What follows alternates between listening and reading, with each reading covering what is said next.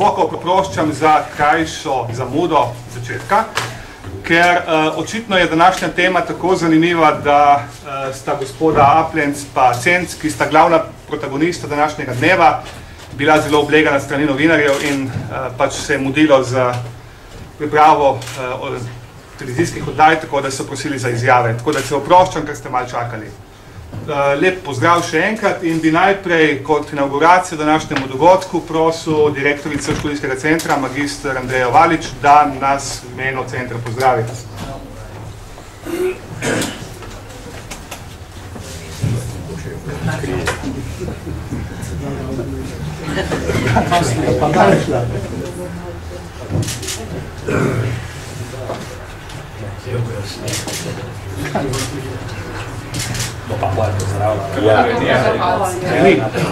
Očitno je ena manjša težava v komunikacijah, prostor je majhen, tako da smo pa tukaj toliko bolj dobre volje, da govorimo o zadevah, ki so nekoliko žalostne. Aha, evo, dobro, kar izvolite. Lepo pozdravljeni, spoštovani gospe, spoštovani gospodje, spoštovani gostje, sodelujoči na naši okrogli mizi. Torej, to je druga okrogla miza Študijskega centra za narodno spravo, ki smo jo posvetili 60. obletnici transporta slovenskih političnih zapornikov na Goli otok. Taborišče Goli otok in vse, kar se je tam dogajalo, sodi med evidentne, množične in sistemske kršitve človekovih pravic, ki jih je izvajala jugoslovanska totalitarna oblast v času po drugi svetovni vojni. Današnjo okroglo mizo posvečamo žrtvam, torej vsem, ki so bili mučeni, ki so trpeli, ki so umirali na Golem otoku. Žrtve in njihovo trpljenje je tisti skupni imenovalec, o katerem se je zedinila tudi Evropa, evropski prostor, Evropski parlament v svoji znani resoluciji o evropski zavesti in totalitarizmu. In ob tem bi vas želela obvestiti, da je ravno pred nekaj dnevi tudi organizacija za varnost in sodelovanje v Evropi sprejela posebno resolucijo na zasedanju svoje generalne skupščine, v kateri podpira resolucijo Evropskega parlamenta in podpira njene pobude, med drugim tudi tisto o spominskem dnevu 23. avgustu. Toliko na rob slovenskim polemikam v političnem prostoru, ki so ravno v tem času zburkale slovensko javnost in obrok vsem tem zadregam, včasih že prav nespodobnim v slovenskem prostoru, v zvezi z vsemi totalitarnimi režimi, ki smo jih preživeli Slovenci v svoji zgodovini. Želela bi vas obvestiti tudi, da na Študijskem centru za narodno spravo skupaj z Muzejem novejše zgodovine Slovenije, Radio televizijo Slovenije pripravljamo počastitev tega spominskega dneva na vse žrtve totalitarnih režimov in sicer bomo organizirali javno predvajanje filma o Angeli Vode na gradu Reichenburg nad Prestanico, torej tam, kjer se je dogajalo tudi veliko trpljenje. Sedaj pa prepuščam besedo kolegu magistru Renatu Podbersiču in pa njegovim gostom, ki jih bo predstavil. Hvala lepa.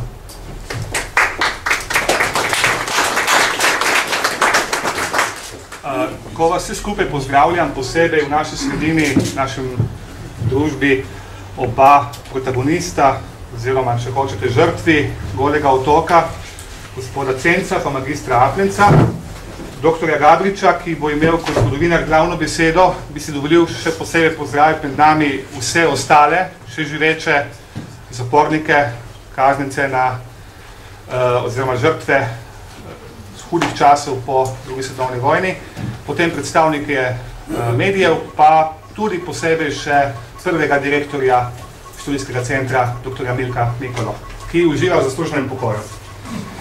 Tako, gremo k stvari. Začeli bi z najstarejšim v naši sredini, to je na moji levi je gospod Mihael Cenc. Ne bom mi zameril, če izdam, da je najstarejši in da je letnik 1929, mu ne bi pripisali, kaj ne? Torej, gospod Cenc je v širši javnosti mogoče poznam bolj kot dolgoletni predsednik Združenja žrtev komunističnega nasilja. Gospod Cenc prihaja z Gorenjske, ima neverjeten spomin na čase, ki jih je podoživljal.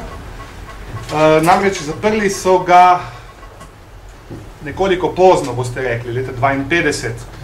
On je bil takrat prepričan mladinec, študiral je v Beogradu na visoki novinarski in politični šoli, diplomatski šoli, seveda. Bil je predestiniran za visoke funkcije v takratni državi, ki je izgrajevala svoje institucije. Gospod Cenc je bil potem aretiran, poslan na Goli otok. Mislim, da je bilo takrat z te šole zaprti še 24 vaših sošolcev, ne? Tako da je osebno doživel to kruto obdobje. Po izpustitvi je želel študirati geografijo, pa mu to ni bilo nekako omogočeno. Potem pa je bil le pripuščen k izobraževanju ob delu in sicer je končal Višjo šolo za organizacijske vede v Kranju in je delal do upokojitve v družbenih dejavnostih. Kot sem že omenil, bil dolgoletni predsednik Društva žrtev komunističnega nasilja in pa uspel je tudi zbrati arhiv tega društva. In za uvod bi mogoče gospoda Cenca povprašal, glede, vi ste znan po tem, da vedno zagovarjate, kar bo potem mogoče tudi v predavanju dr. Gabriča prišlo do izraza, da vendarle Goli otok ima nek širši spektr, kajti mi pogosto, nekoliko laično mogoče, Goli otok pa informbirojevstvo enačimo. Vi niste bil informbirojevc, vi se niste izjasnil za resolucijo informbiroja in tudi konec koncev vas to obtožbo niso zaprli. Torej bi lahko o tem vašem pojmovanju oziroma zavzemanju za, bomo rekli temu, to širšo nadgradnjo Golega otoka kaj več povedali. Ja,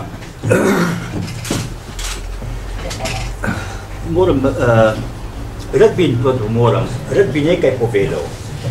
Ko sem si hotel zelo malo osvežiti stvari, ker jaz nisem eden od tistih, ki bi gojil ta kult nekdanjega političnega zapornika, ki bi iz tega delal na meni tako osebno tragedijo, celo obratno. Jaz sem to poskušal pozabiti in celo torej neka desetletja morda sploh nisem o tem razmišljal. Šele, ko so se stvari začele nekako demokratizirati, mislim, v glavah javnosti, ne v političnih elitah, sem jaz začel ponovno brskati po svoji preteklosti in moram reči, da je bilo to dosti mučno. Ampak, ko sem gledal te nekatere, zdaj te starejše posnetke, da sem si malo osvežil, sem opazil eno zadevo in sicer, da jaz na ta problem Golega otoka gledam z premalo tragičnimi očmi nekoga, ki je želel pozabiti in je pozabil. Tako da danes gledam na celo zadevo precej tragikomično in to za eno takole okolje, v katerem bi morali pravzaprav vso bestialnost, vso podivjanost tistega obdobja opisati z besedami, ki bi se ulegle v dušo in pokazale na vso težo tega zločina nad ljudmi oziroma nad sodržavljani. No in bom danes poskusil malo ta stil spremeniti, ne bom tako zelo pravzaprav iz komičnega stališča gledal na te naše dogodke in poskušal res jim dati eno težo. No, kar se tiče tega vašega vprašanja, bi tako rekel,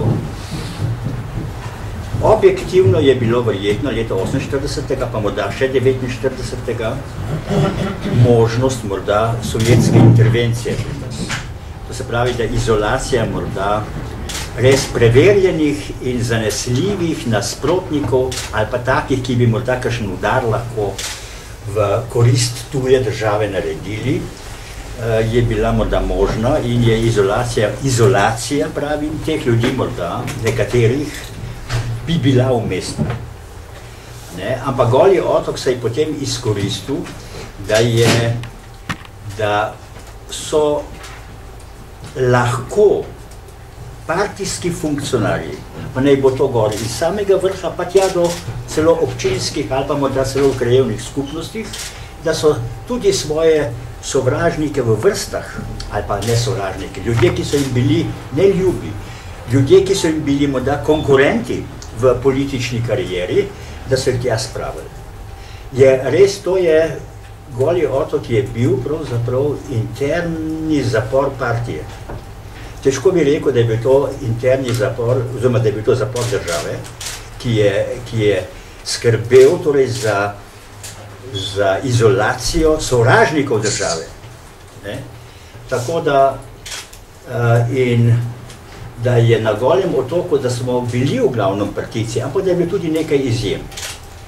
Tudi nekaj izjem in to takih, bi rekel, presenetljivih zadev, torej stare, recimo, jaz se spomnim nekega starega gospoda, ki je bil krojač nekje tam v Vojvodini in je zaradi nekih takih stvari o krompirju, recimo, pa ne vem o čema, je potem pristal na Golem otoku in z ozirom na njegovo starost je vse to torej strahotno težko podoživljalo in podobno. Ampak to je bila partijska zadeva in nekje sem zasledil eni izjavi nekih naših pravnikov, ki so rekli, torej, da je ta podivjanost tega terorja povojnega se že končala tam nekje po letu 1951 in da je bilo potem samo še 1% političnih zapornikov.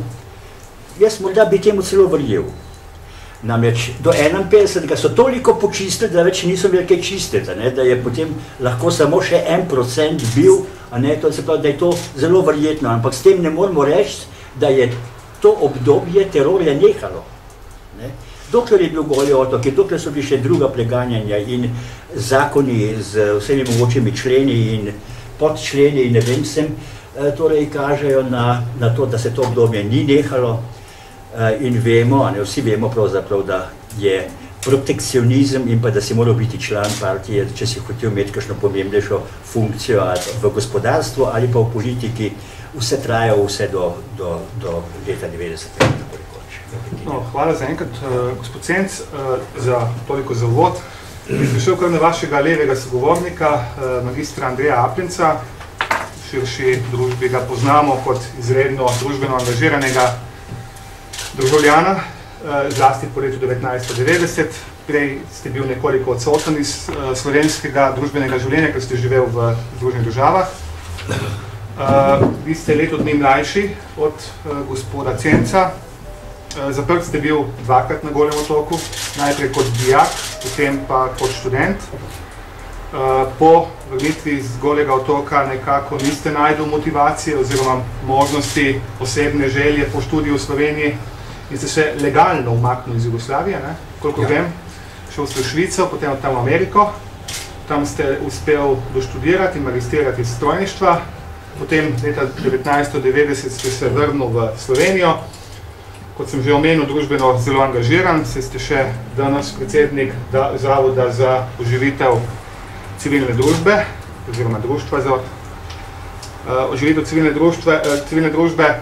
Bil ste tudi eno obdobje dobrega leta, slabih 2 let, direktor Slovenskih železarn, potem vas je nova, oziroma takrat prva Drnovškova vlada kmalu odstavila.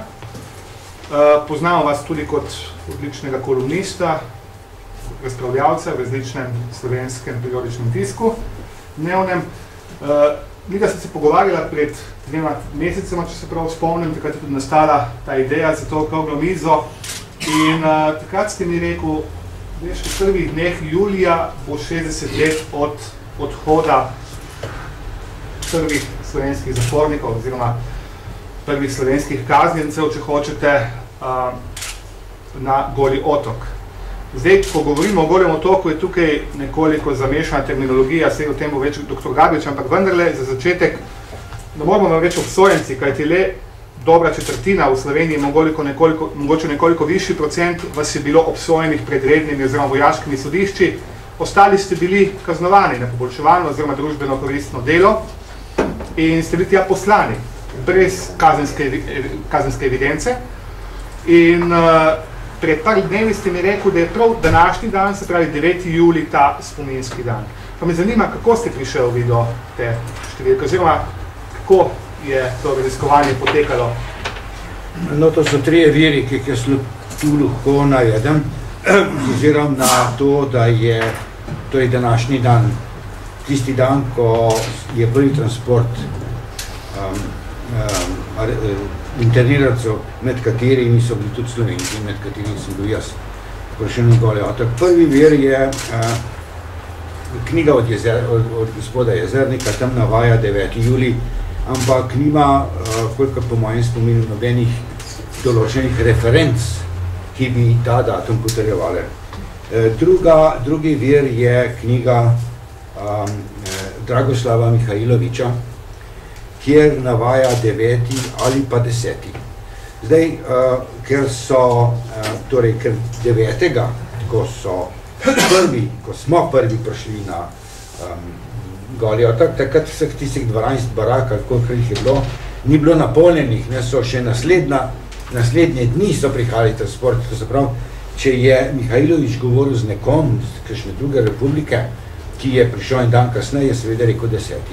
No, ampak mislim, da je 9. pravilni, ker ga Mihajlovič tudi izpostavlja kot najbolj zanesljiv datum. Tretji vir je pa, to sem pa jaz. In to je tale odločba, ki jo imam tukaj, s katero me je takratni rajonski ljudski odbor v Ljubljani, kar je zdaj nekaj krajevna skupnost center, me je poslal, torej je širil sovražno propagando in tako naprej. In 1 leto gre za, torej na to družbeno koristno delo, ampak tukaj je datum 7.7. Jaz se spomnim, da smo od te odločbe so nam bilo uročene en dan, torej to je 7. datum. Naslednji dan je bil 8. In takrat je bil popoldne transport torej tam na Ubakarje ali Uštek. In zvečer, torej na ladjo, ne, vkrcanje, če se temu tako reče, potem naslednje jutro, ki je bilo pa 9. pa prihodni Goli otok. Tako da jaz mislim, da lahko 9. torej ta 9. julij primerno dokumentira. Gospod Aplin, zaenkrat najlepša hvala za to pričevanje, ki je za nas zgodovinarje tudi zelo pomembno, da točno lociramo prostor, predvsem pa tudi čas. Zadnji, ampak mogoče v tem zgodovinskem smislu najpomembnejši je pa naš tretji sogovornik, to je dr. Aleš Gavrič, prihaja z Inštituta za novejšo zgodovino. V zgodovinskih krogih ga poznamo kot odličnega proučevalca predvsem slovenske novejše zgodovine, predvsem kulturne zgodovine, zgodovine šolstva, če hočete zgodovine teatra, vse, kar sodi v ta kulturno-šolski sklop. Veliko razprav je napisal z tega področja. Med drugim je tudi predavatelj za zgodovino slovenske kulture na Fakulteti za družbene vede. In zanimivo je, recimo temu, najbolj plodovit avtor med slovenskimi zgodovinarji, ki so se ukvarjali z resolucijo informbirojevstva na Slovenskem, med Slovenci, z zgodovinskega stališča. Moram reči, da Slovenci smo mogoče kakšno leto, desetletje zaostajali za ostalimi, recimo temu, nekdanjimi jugoslovanskimi narodi, kar se tiče raziskav, zgodovinskih raziskav na tem področju.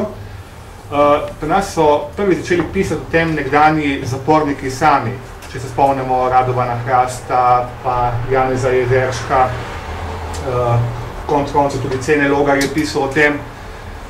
Medtem ko v drugih republikah so se tudi zgodovinarji že v drugi polovici 80-ih let, kot recimo že omenjeni Mihajlovič, pa Banac, pa potem tudi Radovan Radonjić v Srbiji, začeli tudi zgodovinsko ukvarjati s to tematiko.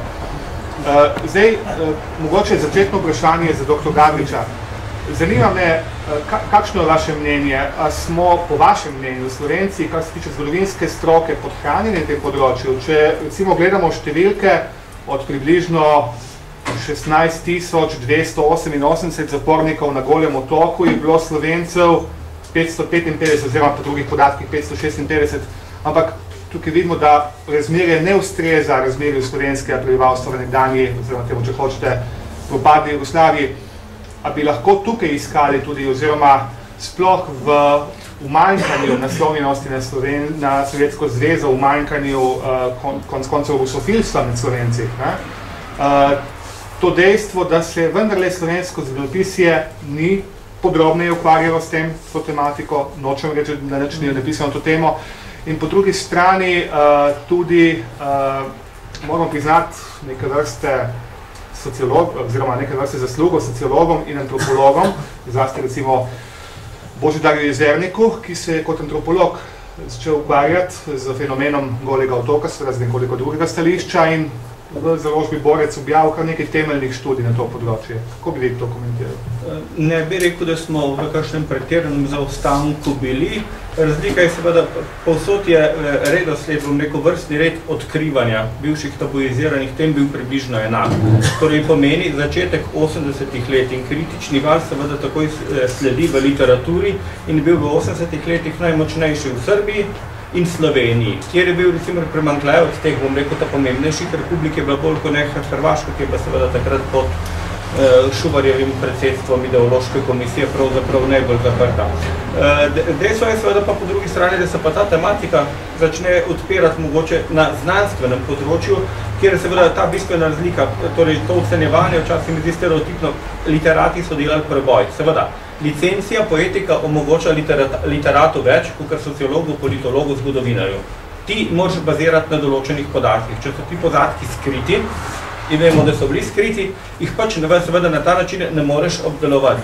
Zdaj, če imamo pri nas še včasih, bom rekel, no, konec smo imeli še pred nekaj leti sodne primere, da se celo licencija poetika obsoja, je seveda ta težava, da še toliko bolj je človek pazljiv pri tem, kako obravnava določeno vrsto podatkov.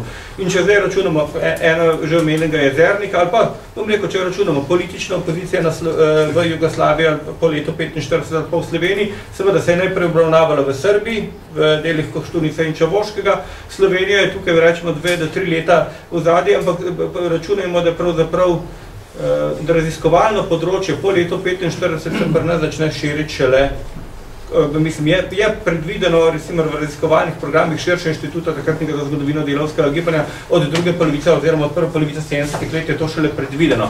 Zdaj, se pravim, druga je zdaj to vprašanje, kaj označujemo kot zaostanek, ja ali ne. Če se pa primerjamo z nekaterimi drugimi državami s to izkušnjo, totalitarno, pa pogledajmo, recimo, da v 90-ih letih te podatke v naših slovenskih učbenikih že imamo. Italija, recimo, fašizem začne obravnavati pravzaprav v šolskih učbenikih šele nekje v 80-ih letih. Torej, z večjim zaostankom. In zato včasih tudi zopet Slovenci, ko gledamo na Italijane, kako se ničesar ne zavedajo, pa noče v sebi vedeti, ne morejo. Ker niso nikjer slišali. Njihova zgodovina se je končala z La Grande Guerra, veliko vojno. Torej, ta zaostanek je vedno bolj odvisen, po moji logiki, od odpiranja arhivov.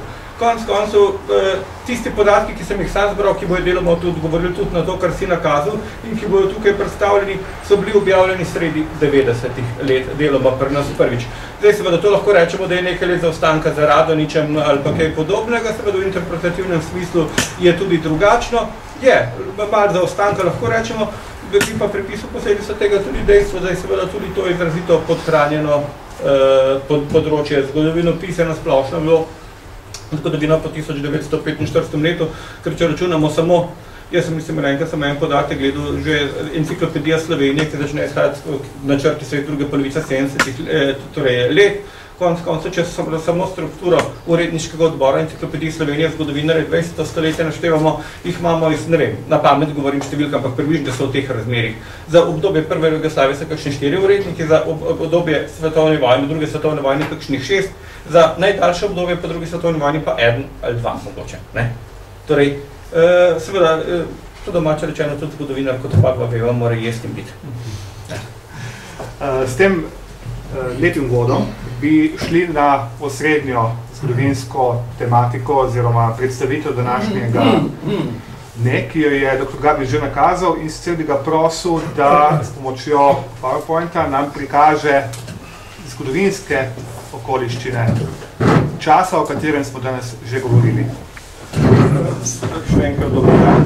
Torej, kot prvo, govoril bom o slovenskih informbirojevcih, oziroma informbirojevstvu kot pojavu, kaj to je, kdo naj bi ti ljudi bili, oziroma kako jih je ocenjevala takratna oblast.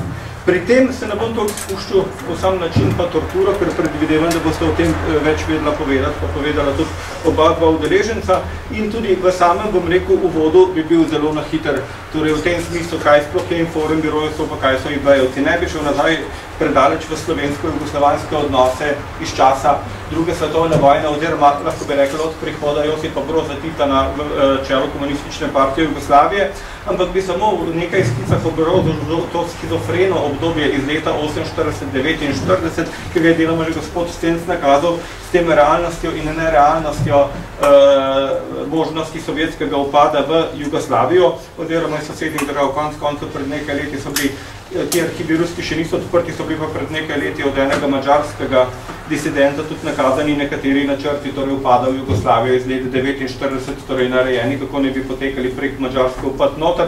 No in pa če takoj poskočimo naprej, da se 51. začne kazenska zakonodaja postajati milejše, seveda po svoje verjetno tudi posledica dejstva, da pravzaprav ta nevarnost, kakor je tudi v jugoslovanskem partijskem vrhu, ali pa bom rekel tudi zahodne ocene Američanov in tako naprej, zmanjšanje možnosti upada ali pa napada na Jugoslavijo pravzaprav ponikne z začetkom Korejske vojne.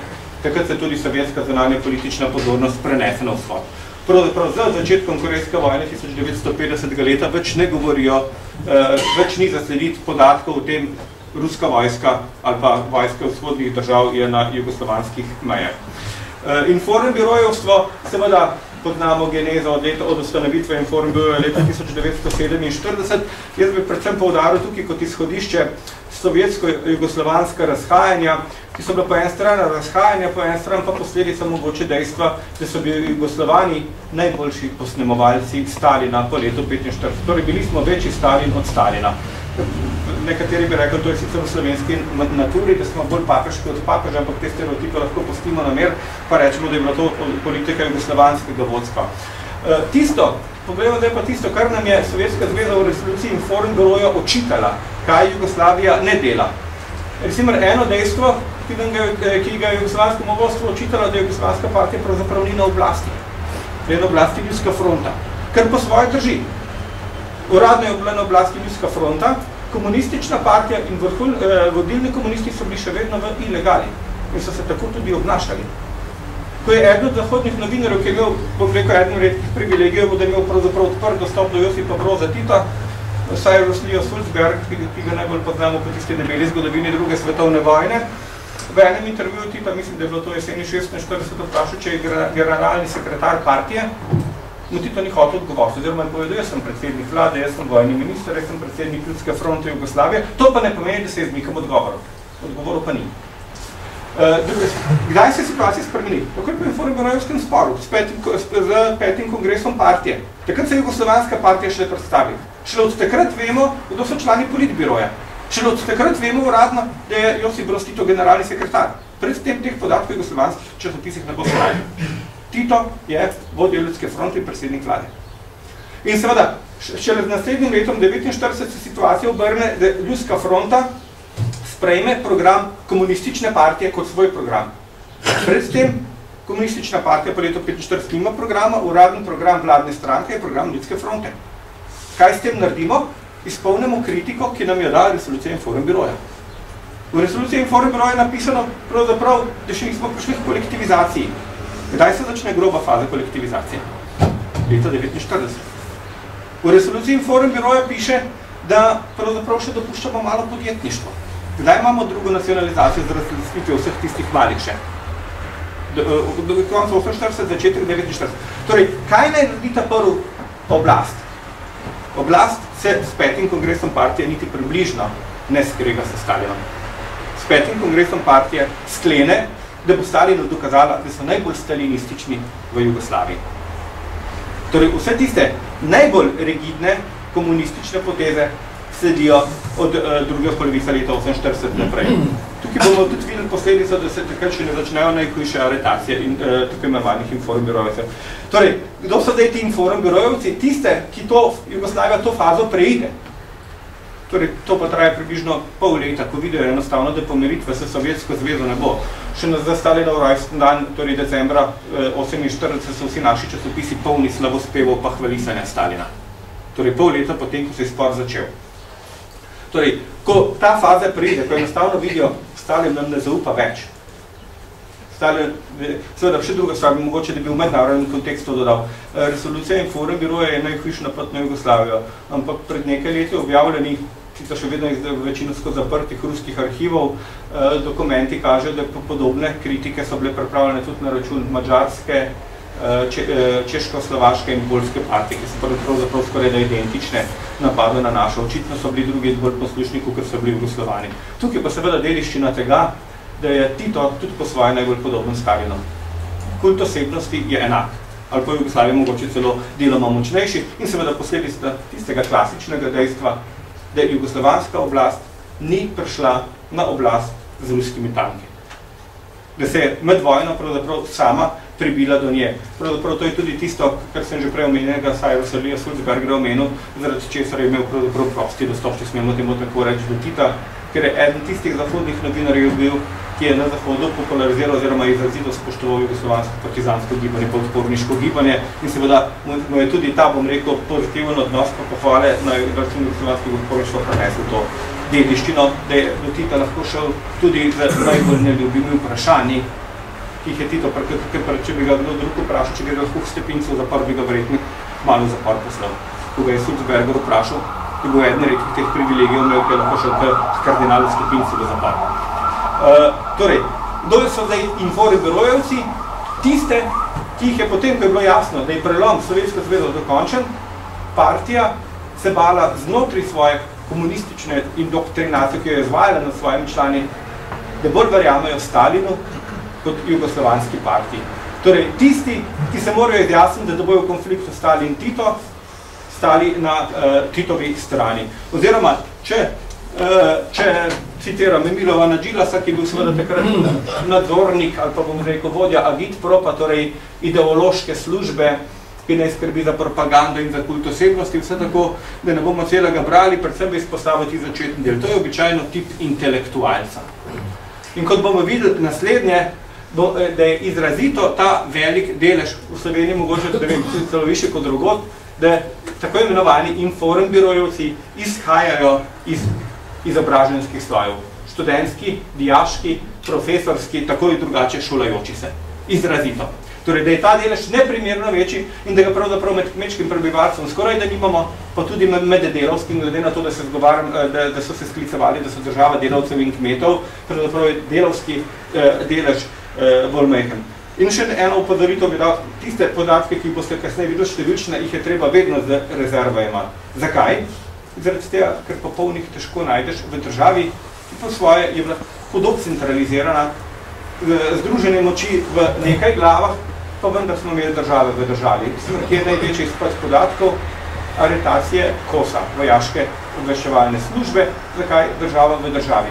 In marsikatere aretirane slovenske oficirje v drugih republikah teh podatkov potem slovenska partija ni imela, ker se je vse vodilo ločeno, oziroma bojo še tiste zadnji podatki mogoče najbolj zbrani. Če govorimo zdaj iz jugoslovanskega vidika, še nekaj moramo povedati. Včasih torej nekaj probleme že gospod Cenc upozoril. To je, da ne moramo enačiti izključevanja iz partije, golega otoka in forum birojevstva in vsega tega. Prvič koncentracijskih taborišč je bilo več, Goli otok je največji. Zraven imamo takoj Grgor. Na drugi strani je bilo veliko v Bilači, nekateri so bili pa tudi na DKD-jih po kakšnih tovarnah, ali kaj podobno. Kot Sremska Mitrovica je bilo že tudi politični zapornik, ampak bolj stik misli s tistimi za odločbo, ali pa za inform birojevce bolj prehodnega značaja in tako naprej. Torej, prvič imamo več teh zaporov in drugič, seveda, kot je bilo že rečeno, ni rečeno, da so bili vsi člani partije tam, da so bile tudi izjeme, ker je bil pač v sklopu enega aretirana še družina. Družina Gostinčič, Dragotina Gostinčič, ki bomo omenjali, še otroci zraven. Logari so bili vsi skoraj da po vrsti in tako naprej. Eden od najvišjih slovenskih po političnih funkcij, pomočnik šolskega ministra, da on bi temu rekel, kaj je državni sekretar za šolstvo, je bil on plus familija še kasneje nekaj časa zaprti.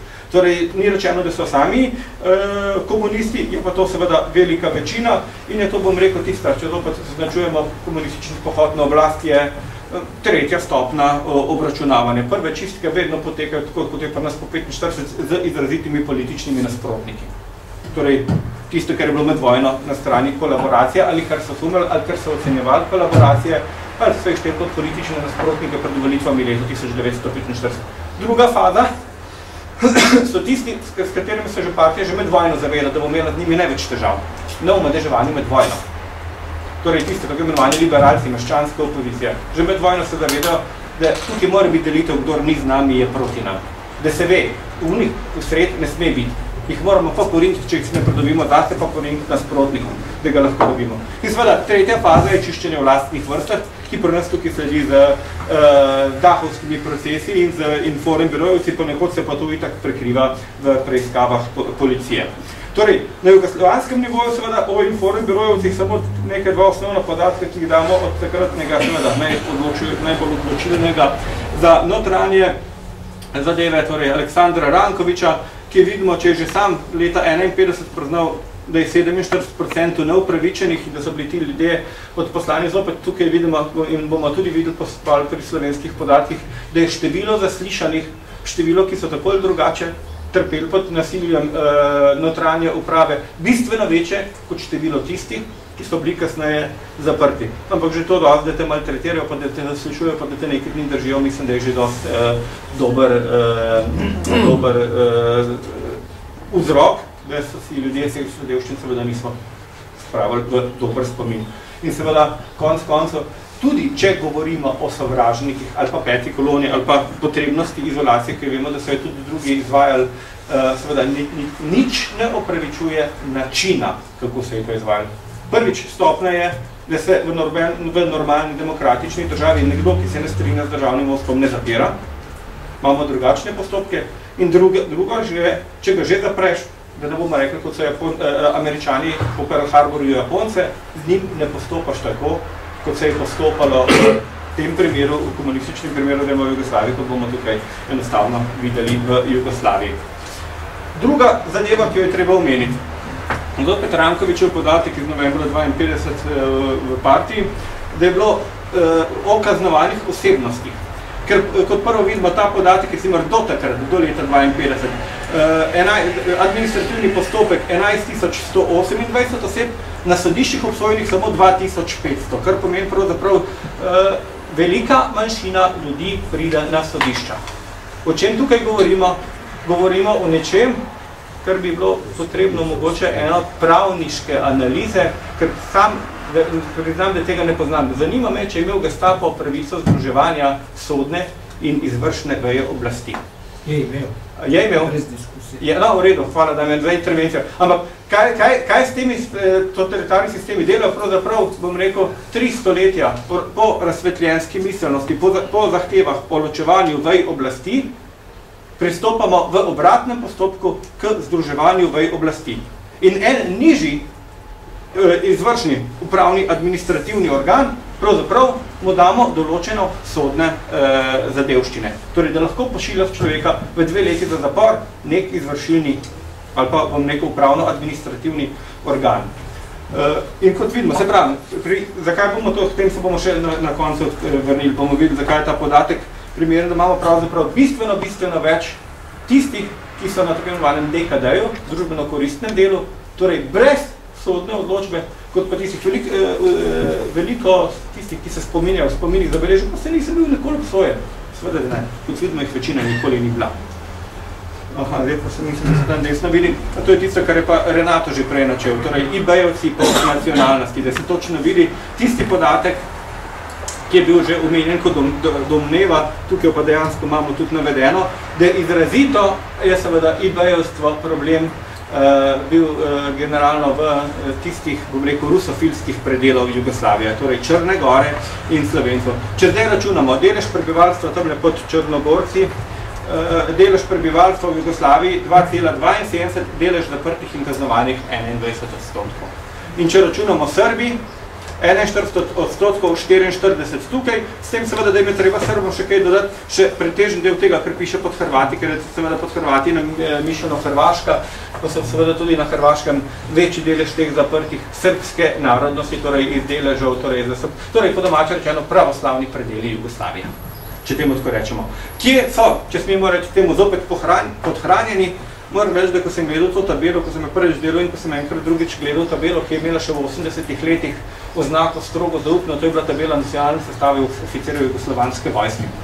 Sem se spomnil na isto. Torej, Slovenci 8%, tle 3%.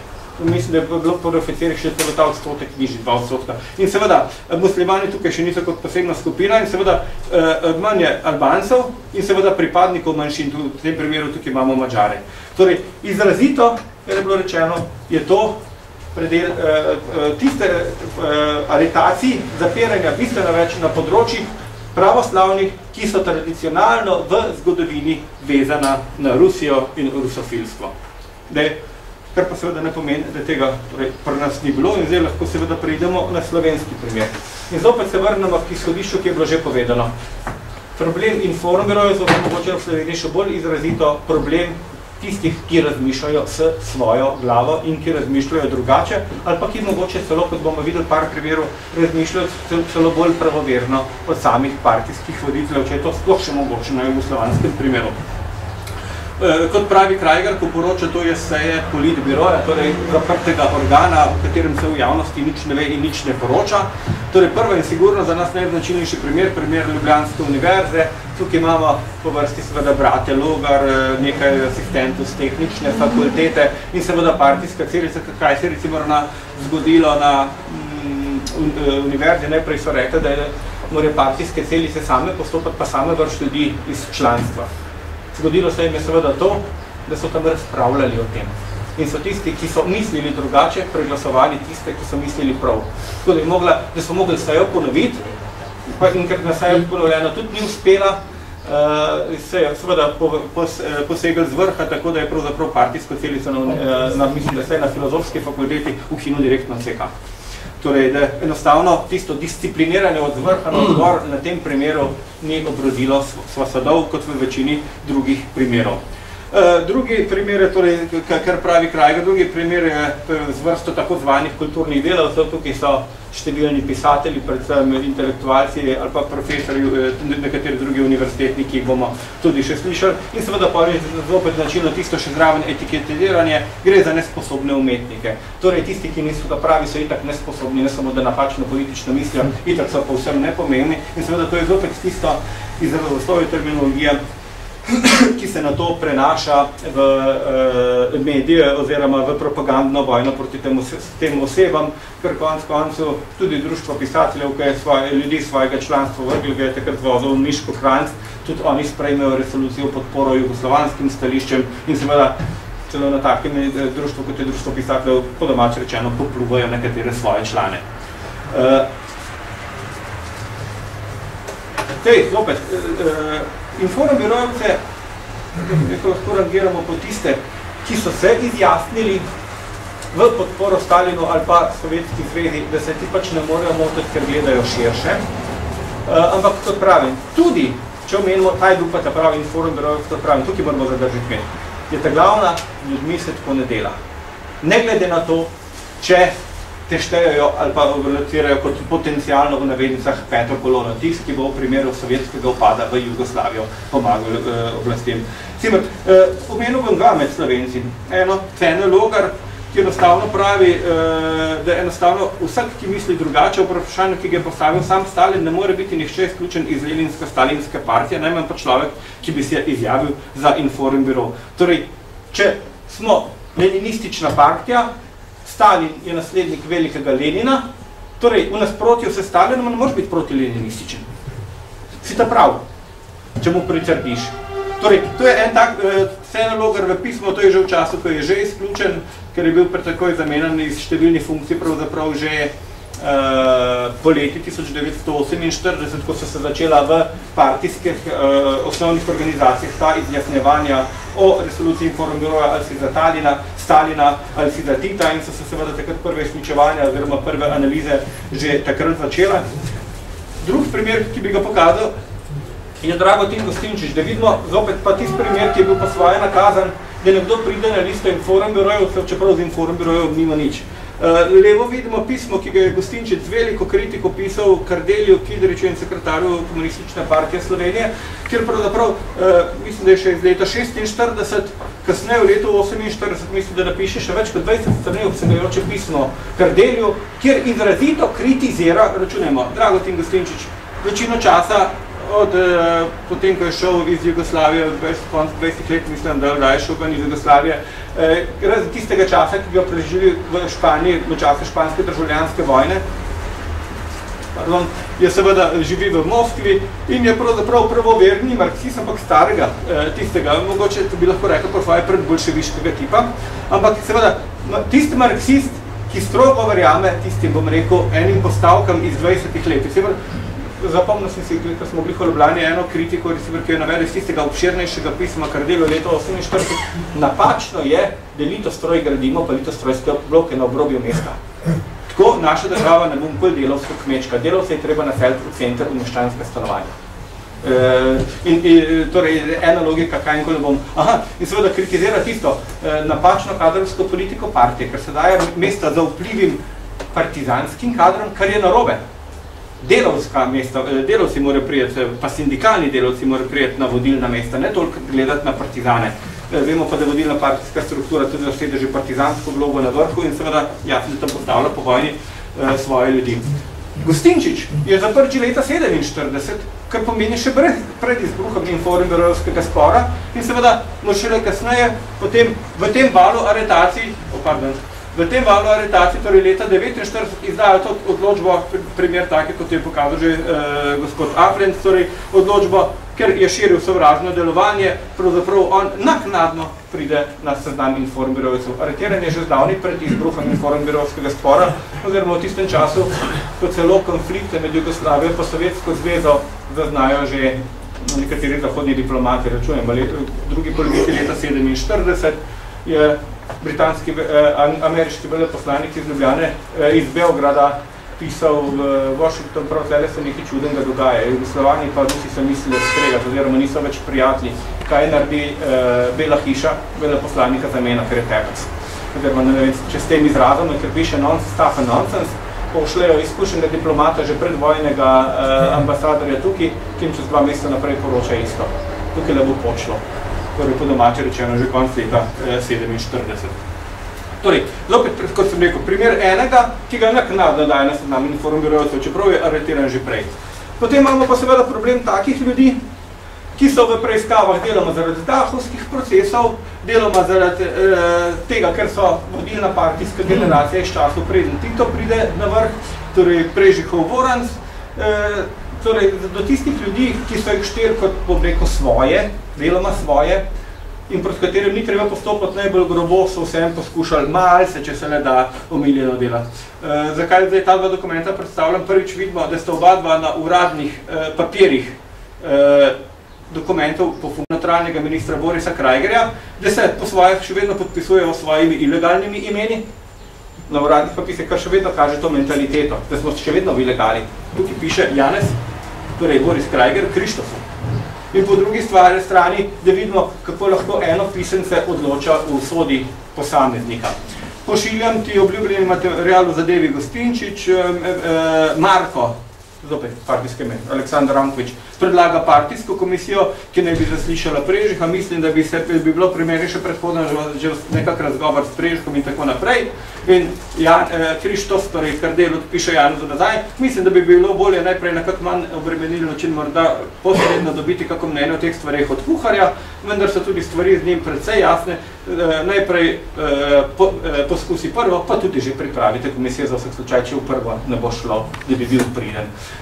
Prežih seveda je pol med tistimi, ki ne pride niti na dahovske procese, čeprav v tej evidenci tudi tam na nekaterih listih se pojavlja, niti ni kot Informberovec konci v tem času že zelo bolan, pa mu delajo še težave z zdravljenjem v tujini. Torej, da vidimo, ene imamo, ampak mislim, da predvsem je teh več med Srbi in Črnogorci iz odkritega izjasnjevanja za resolucijo Informberoja, kjer imamo celo, če se ne motim, Kolaš in Črna Gora, kjer se kompletni partijski odbor oziroma partijska organizacija izjasni kot celota za podporo Stalinu.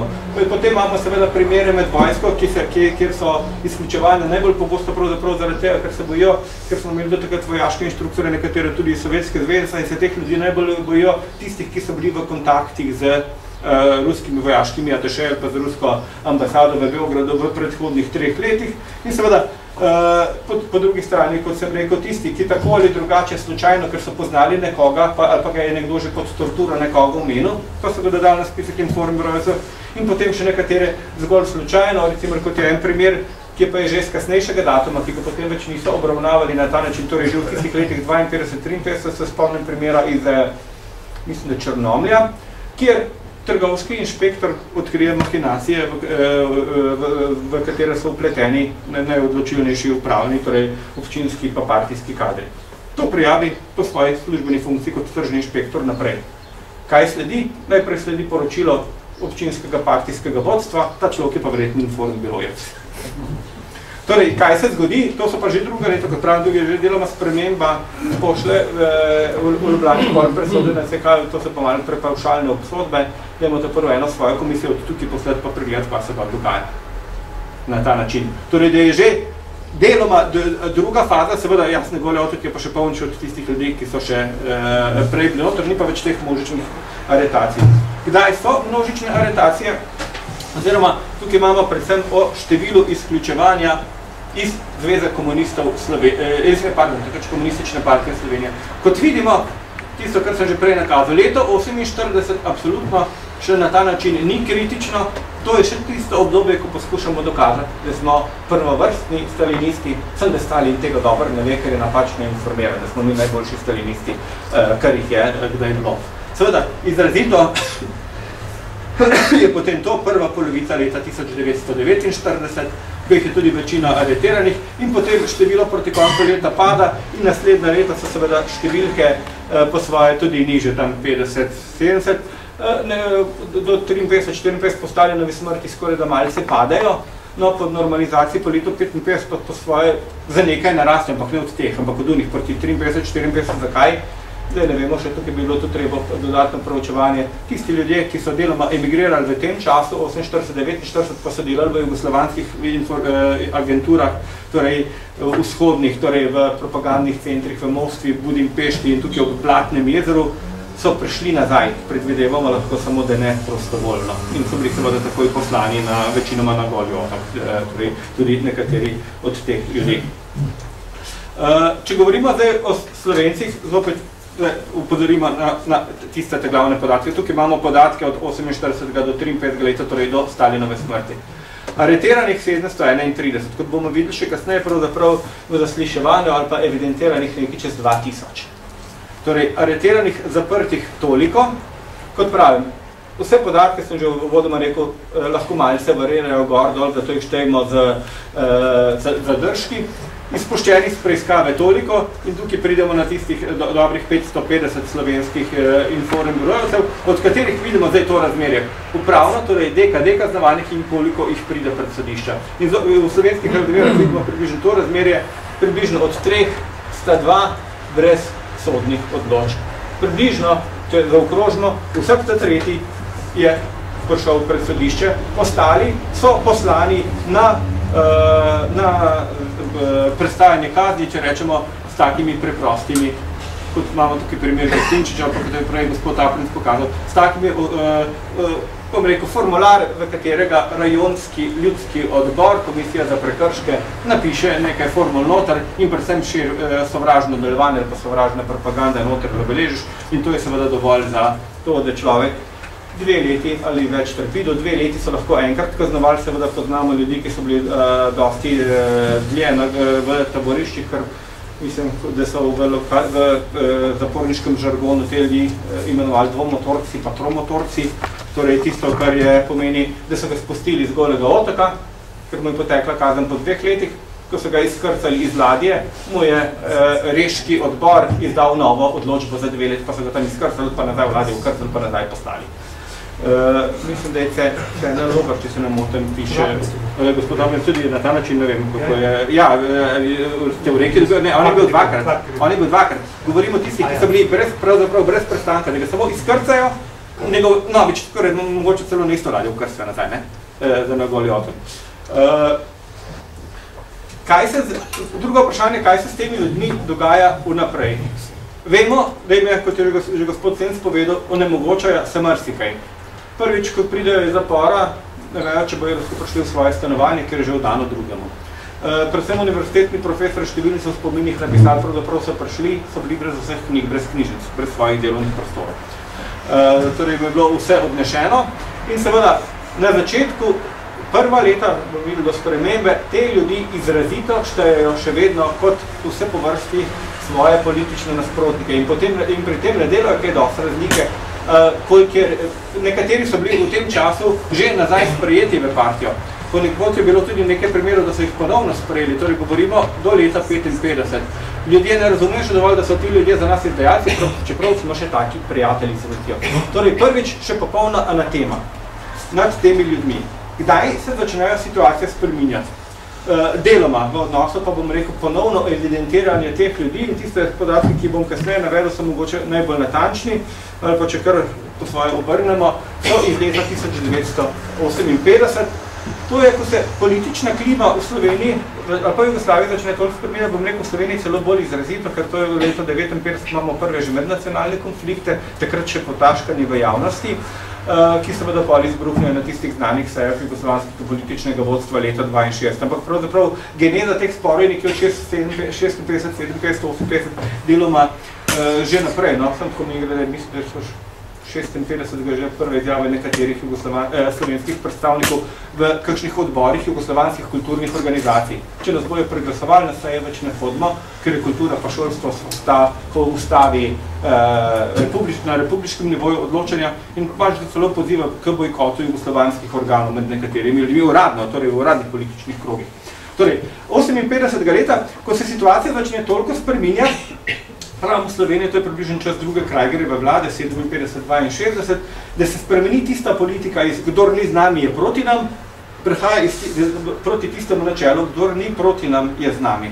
Torej ne na vsak način nekega pasivnega, neodločnega dela za sovražnika, poskušamo ga pridobiti zase. In imaš v tem letu približno 58 na novo definiranje političnih odnosov do nekaterih ljudi. In glede, recimo, do Tigrovcev od njih razpravljal v istih letih, a so Tigrovci naši nasprotniki ali niso v 58. letu. In v 58. letu zdaj o Informbirojevicih.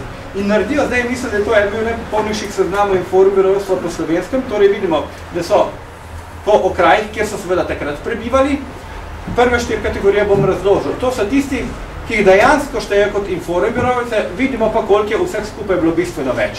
Torej, pravzaprav od 2000 zaslišanih jih pravzaprav že 1000 kar odmislijo, 1000 so jih 154 so jih takrat torej evidentirali kot bivše Informbirojevce.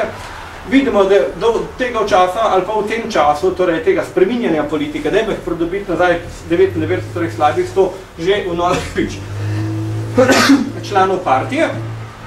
151 jih izbrišajo iz liste, da so prišli na listo Informbirojevcev, pravzaprav krivisti, po domače rečeno, da Informbirojevci nikoli niso bili, ampak so bili, kako se temu reče v modernem političnem izrazoslovu, kolateralna škoda, rečemo, ti smo že v Iraku 10 000 preveč ubijamo, ne? Torej, da so prišli slučajno na listo tako ali tako, toliko je umrlih, žal nimamo podatka, koliko od teh je umrlo zaradi torture, koliko pa od teh je mogoče na Golem otoku ali pa kje druge naredilo samoumor, ali pa koliko je naravnih smrti, to ni razdelano. In seveda 108 pobeglih, kar je seveda po svoje preveliko, ker imamo zelo visok podatek iz Kopra, delamo neupravičeno, ker vemo, da od 50 let oziroma od zakonodaje po optantih so številni bili optirali za Italijo, ker so imeli to tudi zakonsko pravico, pa so jih na tej listi šteli kot pobegle, ker so pa zapustili državo, ampak seveda niso pobegli, ampak so optanti, so optirali za Italijo in so se preselili v Italijo. Kaj so pa te 4 kategorije, torej po domače rečeno, nasprotnikov? Največ, kot vidimo, velika večina je v kategoriji 3. Torej, te, kar jih štejejo za tako imenovane pasivne. Ljudje, ki se jim vse skupaj toliko zamerilo, da ne zaupajo več nobenemu, se ničesar ne uvestvujo nobene družbene dejavnosti, ne uvestvujo se društvenega življenja, težko jih je nagovoriti za kakršnokoli pridobivanje in so skeptični do vsega, kar jim kakršenkoli predstavnik oblasti, društva, politične organizacije reče. V drugi kategoriji so dali tiste, ki so se od te pasivnosti že veliko bolj premaknili, koncev, ki jim sem še malo manjko, oziroma na katerih je treba najbolj delati, da se jih povrne v normalno življenje. In prva kategorija pravzaprav so tisti bivši informirovci, ki jih po svoje že pohvalijo, da so se že vključeni v normalno družbeno življenje, da so že dobili kakšne funkcije zopet nazaj, da so vklopljeni v normalni stvari. Kar štejejo kot izrazite svoje sovražnike po tem času je kategorija 4, in imamo pravzaprav v letu 58, o katerem govorimo, ko ta kategorizacija poteka, zopet nekatere, bom rekel, po svoje nove procese proti bivšim inform birojevcem, in kar bom zdaj seveda pokazal, je en lista okrožnemu sodišču v Ljubljani proti Gostinčiču in skupini, na kateri se sploh niso poznali med sabo, kar je tukaj seveda najbolj po moje perverznega od oblasti. Poglejte, kaj piše pri ljudeh, ki so po nekaj let preživeli na Golem otoku. Nekaznovani. Torej, tako naprej. Torej, tisti, ki so bili dekadejovci, so formalno v očeh partije nekaznovani. Nikoli niso bili kaznovani, nikoli niso bili pred sodiščem. 4 leta Golega otoka pomeni, da si živel normalno življenje. Hvala.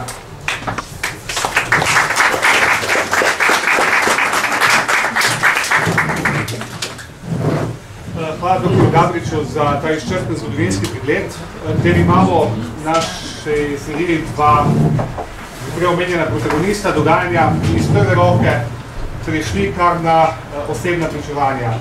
In sicer, gospod Sens, ko smo vami prej začeli biti tudi tokrat, zanima me, kako vi kot takratni navdušeni, predani mladinec, študent v Beogradu, predestiniran za najvišje funkcije danje izdajajoče se nove države, ste gledal na vašo agitacijo. Kako ste jo vi doživljali? Kakšni so vaše občutki? Lahko malo to intimno zgodbo zaupate. Ja. No, na vsak način bi moral verjetno izhajati že iz Jesenic, kjer sem živel. Že med vojno v zadnjih mesecih sem postal član SKOJ-a z 15 leti. No in seveda potem sem celo to skojevski status zgubil, ampak sem ga potem spet nazaj si kmalu pridobil in v gimnaziji, v tem novo nastali gimnaziji na Jesenicah, smo bili prva generacija. No in sem se za te ideje, enakosti, boljše družbe navduševal in sem verjel v njo, da bi to lahko bila ena boljša družba, kot pa je bila v teh. Veste, Jesenice so vseeno bile delavske, ne? In so bile zelo občutljive na te socialne zadeve in so bile ideje komunizma so bile zelo hitro sprejete kot nekaj pozitivnega. No in jaz sem bil eden od tistih verjetno stremuških, ne vem, gajalo mi je, ne? Torej, da so bil opazen. In sem kar naenkrat v tej mladinski organizaciji nek primat dobil. Ne? Tako da kar naenkrat sem postal potem celo tamle že za 17 leti celo član partije. Ja, kar je bil, po štatutu je bilo šele za 18, ampak partijski komitej je verjetno želel imeti tudi neko partijsko jedro, no in tako da potem smo kar še nekaj nas je torej postalo in seveda kar naenkrat sem jaz dobil, so me poklicali na komitej in so rekli, kaj pa misliš študirati, pa sem rekel, ja, mislim, da bi po nagnjenjih bi šel na slavistiko. Pravi, veš kaj, ti bo šel v Beograd na novinarsko diplomatsko visoko šolo, ne, in meni je bilo celo všeč, malo tudi zato, da sem se izmaknil staršem. Ne. Čeprav me niso omejevali, ampak če sem jaz takole kakšen manjšik, recimo, če sem kakšno žensko preveč imel, kakšno punco, ne, recimo, da sem vedno letu 2 zamenjal in rekel, oče, tista zadnja še je pa čisto ena druga, ne, in meni je bilo strašno neugodno, ne. Ja. No in sem rekel, Beograd bo precej daleč, ne? No in sem lepo šel potem v Beograd in moram reči, da tam sem opazil pa druge zadeve, že drobne privilegije. Jaz sem vseeno mislil, da je to ena država enakopravnih in enakovrednih ljudi. Ne? No, in življenje v Beogradu me je zelo spremenilo. Eno, v sredino, v katero sem prišel, so bili, veste, od crvenkovskih otrok pa vse do, recimo, Tita Vidmarja, recimo. Ne. V glavnem, ta otroci, kar je nas mlajših, so bili otroci teh funkcionarjev jugoslovanskih. Potem so bili pa tam majori, vse mogoče, ki so prihajali, recimo, ki so prišli že iz Sovjetske zveze po letu 1948, ker so se tam dobro obnašali, z eno besedo ne bi bila to res, tako kot ste rekel, verjetno res to ni smetana, pravzaprav nekih bodočih šolanih ljudi, ker je bilo v državni upravi, predvsem pa v diplomaciji in pa v novinarstvu so bili ljudje, to se pravi z pomanjkljivo izobrazbo ali pa brez izobrazbe, ki so se samo svojo inteligenco recimo uveljavili, pa še s kakšnimi drugimi, tudi verjetno sposobnostmi. In seveda Jugoslavija je verjetno tudi že čutila, da rabi tudi v tem področju šolanje, ampak ta šola je bila tudi istočasno trn v peti tisti, ki so že bili etablirani, ker je bilo možno, da jih bomo mi zamenjali. No in se je potem po 2-3 letih se je začela neka gonja prikrita v Beogradu proti tej šoli in je bil celo nek proces, najprej bil en, potem je bil drugi, ugotavljali so nemoralo med študenti, kar je, veste, te diskvalifikacije so se navadno tako začele. Se tudi ta proces v Ljubljani, ki je bil Zupan, Pirjevec in tako dalje, se je začelo na tej liniji, češ amoralo, tam so jim še neko damo, so jim zraven dali, znano ljubljansko in tako dalje. Potem se je pa to še na politične razširilo. In tako je bilo tudi na tej naši šoli. Zdaj, na mene je marsikaj vplivalo, jaz sem eden od tistih, ki, verniki smo verjetno vsi malo, ampak jaz sem vseeno toliko racionalen, da če dobim neko novo informacijo, jo v sliko, ki jo imam, vključim in je ta slika nekoliko drugačna. In tako so ti posamezni nove informacije prihajale in jaz sem dobil o tem jugoslovanskem družbi nekoliko drugačno sliko, ko sem jo prinesel iz Jesenic. Poleg tega sem se seznanil z predstavniki buržoazije beograjsko, ki so me sprejeli tako precej, bi rekel, ne vem, zaradi mojih osebnih lastnosti. Z eno besedo torej so me sprejeli v svojo sredino in sem z njimi tudi po 2-krat na teden sem bil na kosilu, pa na večerjah, potem smo v teatr hodili. Moj oče je bil seveda malo čuden patron. Je rekel, veš, če reš pa na diplomatsko šolo, je rekel, črno obleko, pa medulička, pa tako naprej. Takrat, ko je bila moda, odprta pa zvečkana srajca dol do popka, ker je bilo to proletarijata. Jaz pa po Beogradu hodil s črno obleko z metuljčkom zvečer v teatr in podobno. No in poleg tega je še v familiji, v kateri sem bil, to je bila neka diplomatska familija, pa zadnji direktor urada za informiranje pri kraljevski vladi, je imel vedno prijatelja, ki je prihajal iz Švice, ki je bil podpredsednik Svetovne organizacije Rdečega križa in je tudi pri tem mojem prijatelju stanoval vedno. In ta je seveda prihajal v Jugoslavijo, zahteval, kje so ljudje, ki jih pogrešajo njihovi svojci, ki so emigrirali. No in tudi s tem človekom sem jaz hodil zvečer v teatr, pa opero, pa podobne zadeve. No in verjetno sem bil pozoren, kar se je pozneje pokazalo že v zaporu, da je nekdo, ki se mi je enkrat predstavil, mi je ustavil, pa je rekel, vi pa niste domačine, v avtobusu je rekel, kje pa ste, pa sem rekel, da sem na novinarski mači šel, ja, je rekel, jaz sem pa novinar Anse. Ja, in rekel, gremo na lokavo, no in pozneje, ko so me pa zaprli, pa je dan prišel v celico, pa je rekel, novinar Anse. To se pravi, da so me nekako že poskušali izven tega, sem se bili pozorni na mene. Morda je prav ta črna obleka bila. Pa to, da sem se združil s tistimi ljudmi, ki so jih sicer pustili pri miru, ampak so se potem tudi ti ljudje so šli potem v inozemstvo, ti biologični. No, to je bil eden od stvari, ki so meni seveda neka nova videnja svak, kaj bo Tempo, ta črnogorski član politbiroja, ne? Ja, no tako, svak njegov, ne, je bil tudi na tej šoli in imela sem bila kar velika prijatelja in sva takole veliko hodila ven. Tu se spomnim, en dan dopoldne so se sprehajala po Beogradu in nekaj pa na kosilo k Tempu, ne? In sem rekel, kako pa kaj je, ne, prav, ja, pomaranče, banane, to takrat tega ni bilo, ne, to se pravi, so bili ta skladišča in podobne zadeve, ne, za privilegirane ljudi so bile že, to neznane, te magazini, ne. No in so malo pokritizirali, da to pač ni lepo, ne, da tako in tako dalje. In potem so tudi njega zaprli.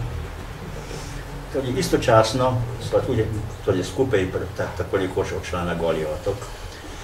Take zadeve, ne, potem tam, no ne bom govoril o vseh elementih, zaradi katerih so menda postali na mene pozorni, ne, recimo, ne. Procenc, hvala za enkrat, ampak ja, če poskušam rezimirati, vi aretacijo vas osebno ste doživeli kot razočaranje, če prav razumem. Ja. Presenečenje in razočaranje. Ja, ja, ja. Gospod Aplenc, vi ste eden izmed tistih, ki je dr. Gabrič že prej omenil, ki ste imel to čast, oziroma ta privilegij, da ste bil kar dvakrat zaprt, kot dijak, pa kot študent. Ja. Na Golem otoku in se vklaplja približno v ta kontekst zgodovinski, ki ga je dr. Gabrič pojasnil. Pa me zanima, ali nam lahko poveste, kako je to potekalo enkrat, ko priti domov, pa še enkrat biti zaprt, ko ste drugič vedeli, kam odhajate. Kakšni so bili vaši občutki? A tisti občutki pa niso bili dobri. Jaz sem bil prvi z enim mojim dobrim prijateljem, zdaj že pokojen. Ne bom imenoval imena, ker so potomci tudi še. In so me drugič zaprli, sem bil v samici, dolg časa, in so nas vsak dan peljali na četvrturni ali polurni sprehod tam pri silnih delavnici na dvorišče. In lepega dne, tam smo v krogu hodili, arestanti, nisem smel načrt, lepega dnega tam vidim. Takrat sem se postrašil, takrat sem pa vedel, kaj nas čaka. Ker jaz sem takrat mislil, so samo mene zaprli. Torej, naivno, ta drugič. Ko sem pa še njega videl, sem pa vedel, da bi nam drugič tako na Goli otok. Tisti sem se postrašil.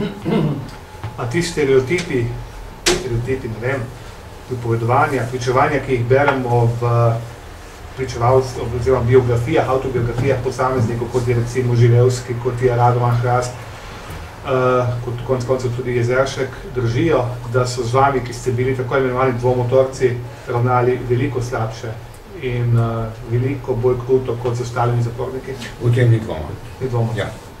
To lahko iz osebnih izkušenj potrdite. Seveda. Gospod Senc, kako bi vi opisali ustroj taborišča na Golem otoku za nas, ki smo tukaj in hvala Bogu tega krutega obdobja in nismo dali skozi? Bomo rekli, jaz mislim, da je to ta notranja socialna struktura celo je bila, ne? To ni bila ena skupina, ne diferencirana in pa enaka, mislim, med enaki zaporniki. Namreč nekaj stvari moramo imeti v mislih, da je bil to drugačno taborišče, kot so bila vsa druga. Bilo je prevzgojno. Tega pravzaprav ne poznamo. Ampak metode prevzgoje so bile pa torej neverjetne. Zato so tam tudi na Golem otoku govorili en zelo pogosti izraz je bil, ali pa obsodba nekoga, da je dvoličnjak, da ima dva različna obraza, enega za javnost, enega pa za svojo lastno notranjost. Ne? Zdaj, na Golem otoku se je bilo potrebno popraviti, ker to je bil lahko pogoj, da greš domov, ni pa nujno, da si šel domov, ne? Ker če ti niso verjeli, da si se popravil, si tudi tam ostajal. Ne? In zdaj je pa nekaj. Po tej logiki bi rekli, da vsak, ki je prišel iz Golega otoka, je to proceduro popravljanja, tam so rekli revidiranja svojih stališč, spreminjanja svojih stališč, moral narediti, da je šel domov. Veste, potem v tem primeru, da vsi, ki smo prišli z Golega otoka, bi morali to narediti in smo to naredili. To se pravi, da smo vse tiste metode pristajali, smo se obnašali kot vsi drugi, ali kot večina drugih, redke izjeme so bile, ki so tudi tam deklarirale, so se popolnoma izolirali in so bili tudi za to kaznovani. Ampak veste, ni bilo tako. Jaz moram to povedati, sistem, ki je bil, toliko in toliko tisoč je bilo zaprtih. Kapacitete taborišč in zaporov so bile omejene. Goli otok se niso zmislili samo zato, da so tja poslali ljudi na zelo varno in daleč od oči. To je bila tudi čisto tehnična rešitev. Zakaj? Ker vi niste mogli, recimo v Beogradu, v Glavnjači, v kateri sem bil, neprestano samo filati, pa tam potem tudi puščati ljudi, da bodo prestali kazen. Bilo jih je potrebno nekam poslati. No in tako je nastal ta Goli otok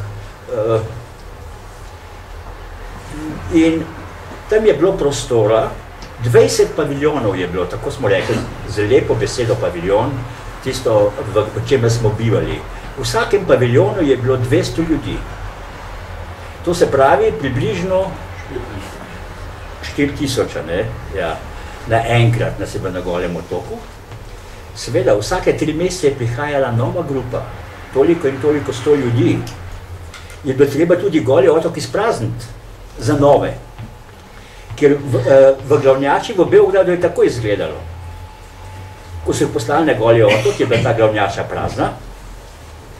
In potem so jih začeli zapirati tiste nove, ki so jih imeli v planu zapreti. Takrat se je začel polniti, no in preiskovalci so delali, vsak dan si prišel na zaslišanje, o tem bi mogoče malo pozneje. No in potem, po 3 mesecih seveda je bilo to polno in zaslišanja so bila mimo, so jih poslali na Goli otok, iz cele Jugoslavije naenkrat, ali pa v nekaj dnevnih razlikah so prihajali. Iz Golega otoka je tudi moralo toliko ljudi odideti. To se pravi, da tudi tisti, ki morda niso jih ravno smatrali za sovražnike, ali pa za tiste, ki so bili neprilagodljivi, ki so bili pasivisti, ki se niso, udeleževali, so jih poslali domov. Tako da, to je ena dilema, ki verjetno spremlja tudi vse nas Golootočane. Vsi, razmišljamo po neki logiki, pa se nas morajo imeti za tiste, ki smo na Golem otoku opravljali tista omazana posla, da smo pretepali druge, ovajali druge, prepričevali druge, ker to bi bila en logični zaključek. Ampak bil je tudi ta tehnični proces, recimo jaz sem spadal če to povem. Tam so bile 4 kategorije. Začetnik, ki je prišel na Goli otok, mu je trajalo to približno 1-2 meseca, ker v tem času so prišli vsi tisti, približno je bilo začetnikov, oziroma na Golem otoku, enih 10%. Od 200 jih je bilo enih 20 tam postavljenih ob nekem zidu, kjer so bili tudi bojkotirani. Še nismo bili recimo člani kolektiva teh kaznencev, še nismo imeli vseh pravic, tudi nismo smeli izgovarjati in podobno. Ampak nas pa še niso obravnavali kot tiste, ki niso rešili ali pa ki so se pokazali kot sovražniki, notorični sovražniki. No in to se pravi status začetnikov na Golem otoku. Potem si prišel na tisto zaslišanje pred temi 200 kaznenci in tam so vsi tekmovali, da bodo ugotovili, a si ti iskren, a si vse povedal o svojem sovražnem delovanju, a še kaj prikrivaš, in ti so bile pa res tragikomične včasih, torej prav neverjetno, absurdno. No in potem večina tistih, ki so dali, so postali bojkotirani. Večini so ugotovili, da niso povedali vsega in da imajo še marsikaj za povedati. Bojkot je bil pa tako, trajal je vsakokrat 2 meseca in čez 2 meseca so vprašali kolektiv, ali je on bil dober, ali je kaj grešil proti redu. Pa so rekli ne, recimo, ali pa ja, in potem smo bolj kot sneli. Ampak so bili ljudje, ki so imeli tudi 8 bojkotov enega za drugim. Bojkot je pa pomenilo največje trpljenje tam, kjer je bil vsak kaznjenec je moral bojkotiranega pretepst, vsak dan so šli skozi špalir, 200 v baraki noter, že spat, in takrat so vsaki je moral vsakega pritisniti, enkrat, zdaj visto, kako je. Če je bil sadist, ga je zelo pritisnil, če je pa to, ampak je pa vsaj formalno naredil, ampak nihče ni mogel, da ne bi udaril. Ni smel, ker ga je tako zraven bojkotiran, ker se ni boril proti bandi, kot so imenovali. No in tako je ta sistem bil potem še, to se pravi, začetniki, bojkotirani, potem so bili pa tako imenovani odloženi. Tisti, za katere se še ni čisto dobro vedeli, ali so se prevzgojili ali se niso, to je bila tretja skupina, četrta so bili pa aktivisti. Za tiste se je pa vedelo, tisti so bili pa najaktivnejši politično, najglasnejši in tudi najbrutalnejši, recimo, ali pa najbolj so se izkazali. Tistim je bilo skoraj garantiran odstop, torej odhod domov po dveh letih. Ja. To je bila taka struktura na Golem otoku. Gospod Senc, hvala za enkrat. Gospod Apnenc, mogoče vprašanje socializacije oziroma resocializacije. Vi ste živeli v enem okolju, ki ga je že dr. Gabrič opisal kot nenormalno okolje. Vi ste prišel ven iz zapora, niste se nekako mogli vklopiti v nove razmere, niste mogli študirati, potem ste šel nekako legalno iz države. Kdaj bi vi postavil, oziroma kako bi vi opisal vaše vključevanje ponovno v človeško družbo, v normalne razmere, oziroma po domače povedano, kdaj ste spet zadihal svobodno z polnimi pljuči, kdaj ste se resnično spet po Golem otoku počutil svobodnega? Ali to mogoče prihodil v Švico, Ameriko, ali pa že prej? Dejansko, bom rekel, takrat sem glasoval za plebiscit za neodvisnost Slovenije. Takrat sem mislil, da je res tega konca, ampak zgleda, da še ni čisto. To vaše vprašanje je precej kompleksno, jaz mislim, da nekega, jaz nisem strokovno kvalificiran, da bi na to odgovoril. To je iz področja psihologije. To se je dogajalo vsem, ki so bili ali v vojni ali koncentracijskih taboriščih. Od časa Vietnama je poznan vietnamski sindrom v medicini. Prej niso o tem govorili, ampak to se pravi ni bil spoznan ali pa obravnavan kot psihološko-medicinski problem. Je pa vedno obstajal in bo tudi vedno obstajal, dokler bodo zapori te narave na svetu. Zavisi od, jaz bi rekel, z laičnega vidika, zavisi to od značaja in nature človeka. Nekateri so to zelo težko prenašali, nekateri smo pa malo lažje, bom rekel se, psihološko, nimam nekaj dobrega izraza, poskusiti postaviti na noge. Tudi metode so različne. Jaz sem imel posrečiti svoj način in to je, da sem se celo vrsto let ukvarjal z alpinizmom. In sem bil sam zase tam, torej zase. Nisem bil tle, ampak sem bil v hribih, doskrat sam, drugič pa z ljudmi iz eno osko skupino, kjer sem se počutil varnega. Zdaj, jaz bi tle recimo dodal še to, da vse danes se ne more vsega povedati in tudi ni to namen, namen je pač ta obletnica, pa da se 1 ali pa 2 ure govori o tem, da je Goli otok bil. Ker mislim, da je ravno ta tema kar precej zamolčana bila vsa ta leta, ker ti prenovljeni komunisti so sposobni, bom rekel, raje govori o čemerkoli, razen o tem, kaj so počeli na svojih lastnih ljudeh. Torej, to je moj občutek. Zato je ta naš dan kar v redu. To je en aspekt, ki bi ga izpolnil. Drugi je pa tole, vse lahko vsak bere knjige v slovenščini in tudi v drugih jezikih. In ene so zelo osebne, druge so bolj analitične o tem, kakšno taborišče je bilo. Zdaj, jaz sam, recimo, par stavkov mojega pogleda na to, ne.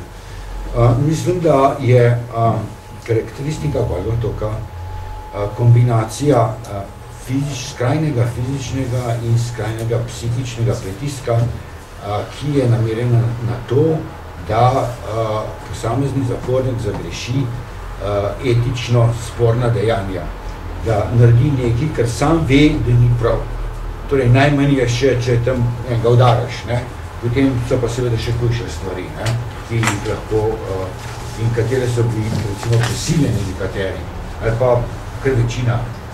In kot jaz, recimo, laično razumem, je končni učinek tega je, da je tak individuum, ne, moralno zlomljen. In je potem, mu je predvsej že vseeno in se ukvarja bolj za tem svojo notranjo bolečino, kot pa z vsem drugim, ne. Zdaj, enem je to, kako bi rekel, ne, v tem knjigi Dragoslava Mihajloviča, mislim, eno pričevanje enega zelo visokega vojaškega majorja, ki trdi, da je 2/3 ali 3/4 zapornikov na Golem otoku je temu podleglo, ne. Nekateri pa niso, ne. In zdaj, to je pa tudi potem ta, kako bi rekel, naknadna restitucija osebnosti, zavisi tudi seveda od tega, se ima kdo kaj, posameznika se ima kdo kaj za očitati, ali se pa nima za očitati nič, ne. No, in jaz sem samo še to omenil, ne, da jaz sem drugič zaprt, zato ker nisem hotel delati za Udbo, ne. Mi smo vsi podpisali, da bomo delali, predno so nas pustili, ja, boste obveščali, ne, jaz seveda pišem sam, da grem domov, ne. Potem se jih je pa torej Udbo so zanimali samo tisti, ki so bili tudi na Golem otoku, ne, da bi zdaj med seboj se uvajali. No, in jaz sem od tega enkrat dosti, najprej sem vsak mu vse povedal, da sploh, da je čist prim in sploh nič ne dela, ja, pa dejno, kaj pa kdo, pa sem pa tega dosti. In sem se enkrat, torej sem nadrven do Udbovca, potem sem me pa zaprl tadudič, ne. Zdaj, to retrospektivno je to boljše, kot pa da tega ne bi naredil, ne, čeprav me sem tam še 2 leti. Gospod Aplenc, hvala, ko ste bil pred širokim krogom poslušalcev, pripravljen deliti vaše intimna razmišljanja in poglede na to obdobje, ki je verjamem za vas bilo izredno nekrivično ali pa nepravično, predvsem pa zelo hudo. Zdaj, bi se v tej priložnosti vam tudi zahvalil, ker ste mi pred 2 mesecema izročil seznam Golotočanov oziroma oporečnikov, kot ste ga vi naslovili, ki je nastal v sodelovanju v društvu pod predsedstvom gospoda Cenca, to je seznam oporečnikov oziroma informiralcev, ki je nastal v društva žrtev komunističnega nasilja. Ta seznam ni popoln, bomo rekli popoln seznam ali skoraj popoln je bil objavljen že v reviji Borec, pa na tem seznamu je 555 imen. Dodana vrednost tega seznama, ki ste nam ga izročili, je v tem, da je nekoliko bolj oseben.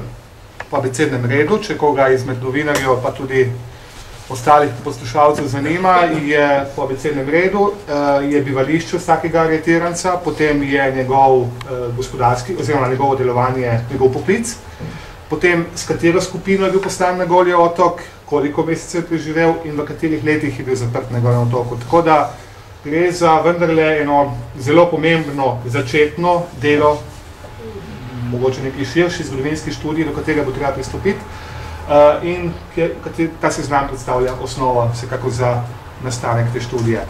Hvala, gospod Aplenc, gospod Cenc, za ta seznam.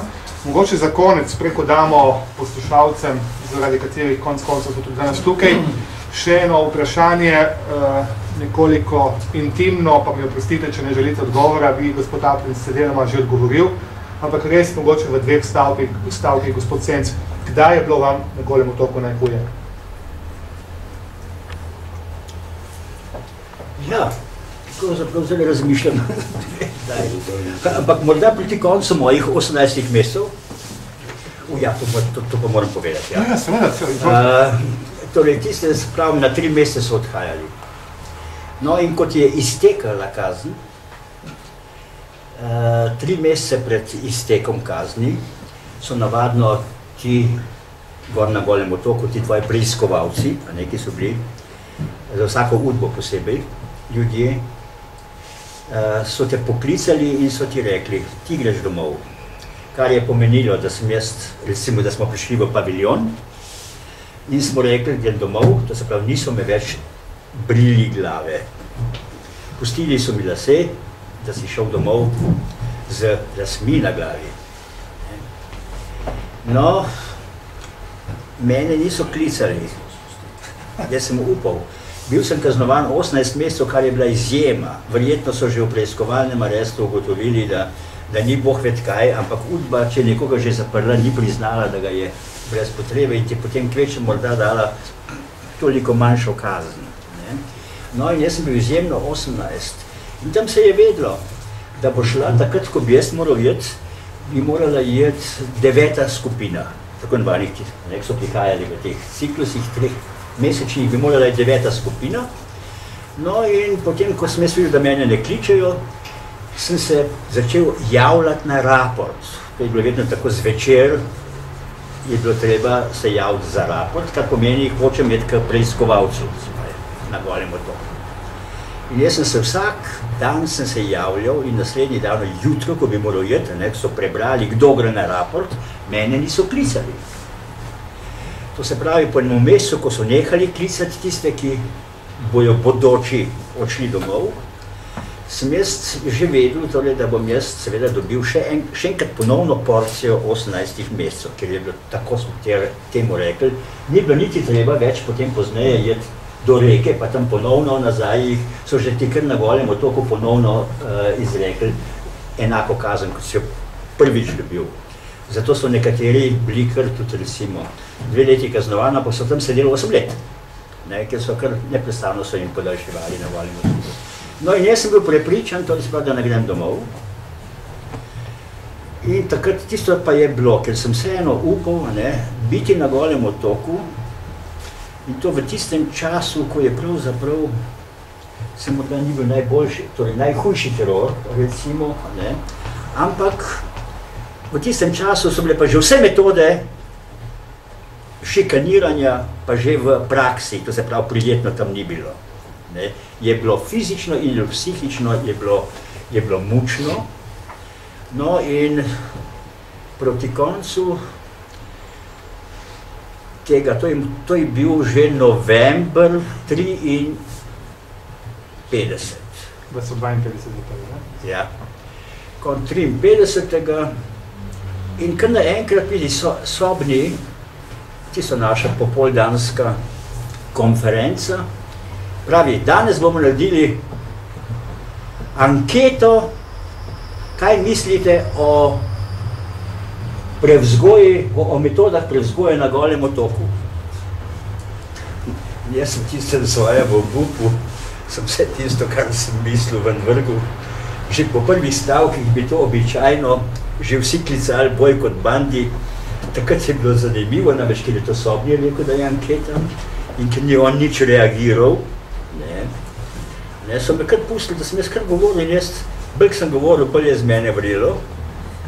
In potem je bilo vse tiho, nihče ni vpil boj kot bandi. Ena čudna situacija je bila in jaz sem takrat rekel, zdaj sem ga polomil, jutri bo od preiskovalca, ker, a veste, Sobnje starešina ni nič naredil brez dovoljenja uprave. Ja. Sem rekel, jutri bom pa verjetno bojkotiran.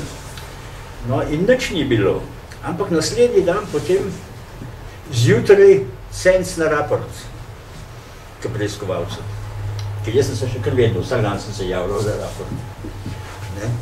Pa pravi, zakaj pa se ti javljaš vsak dan za raport? Sem rekel, ja. Sem rekel, veste kaj, sem rekel, poteklo mi je, pa ne grem domov, pa bi rad vprašal, zakaj ne grem. Rekel, kako je, rekel, katera skupanja pa si ti? Jaz sem rekel 11, rekel, pa kaj hočeš, rekel 11. Je rekel, zdaj gre 9 domov. Ne? Jaz sem rekel, sem kaznovan 18, kako 18? Ja, pa si res 18, je rekel. Pa zakaj se nisi prej javil? Je rekel, se jaz ne odločam o tem. Je rekel, to bo odločil Beograd. Ne? Je rekel, zdaj si zamudil. Ne? No, to so bili najhujši, ker se mi zdelo ponovno 18 mesecev biti tam, ampak naslednji dan spet zjutraj sens na raport, to je bil že en dan pred odhodom. Pravi, tle imaš en papir mi dal, kako pod skladišče po svojo obleko in te greš domov. Ja, ampak tak ti se je bilo na koncu, je bilo to najhuje. Ampak to je bil pa najlepši moment, verjetno, ne? Ja, verjetno, res. Ne, ampak sem bil nekam prazen. To je zanimivo, da niti vesel nisem bil. Sem bil tako nekam razočaran, ker, da se je nekaj zgodilo, kar nisem pričakoval, ne vem, torej prazen sem bil, niti veselja nisem čutil. Ja, to je bilo zanimivo, ja. Gospod Apler, ste vi povedal? Ja, lahko, ja. No, če je kolega Cenc bil na koncu svojega bivanja, torej najhujši del, sem ga imel jaz pa na začetku. In to je bilo kmalu po 9. juliju, zdaj smo nekaj kakšnih 14 dni mogoče, pa 3 tedne potem, ki so vsi transporti vseh republik prišli, ko je bil nenadoma uveden res torej tisti pravi sistem delanja, odnosno obravnave zapornikov. Začelo se je pa to s tem, da je bilo, jaz bom rekel, okoli 10 Črnogorcev v smrti pretepenih od drugih zapornikov. Pred vami? Ja, jaz sem to videl, ja. Po nalogu Udbe in jaz sem videl potem pogreb, to se ista bodišča in takrat sem pa res mislil, duš, tlele vam pa jaz ne bom pošel.